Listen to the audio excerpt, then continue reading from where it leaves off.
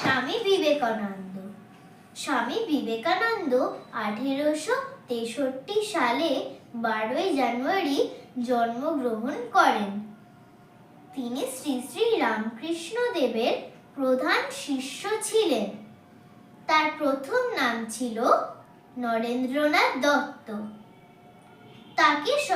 তাকে সবাই ছোটবেলায় বিলে বলে ডাকত।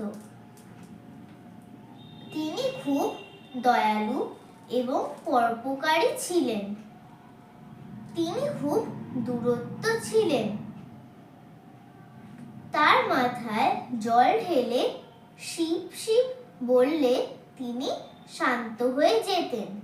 তিনি অন্যের দুঃখ কষ্ট দেখলে নিজের জিনিস অন্যকে দিয়ে দিতেন। যখন তিনি ধ্যান করত, তার কোনো দিকে কিছু মনে আসতো না।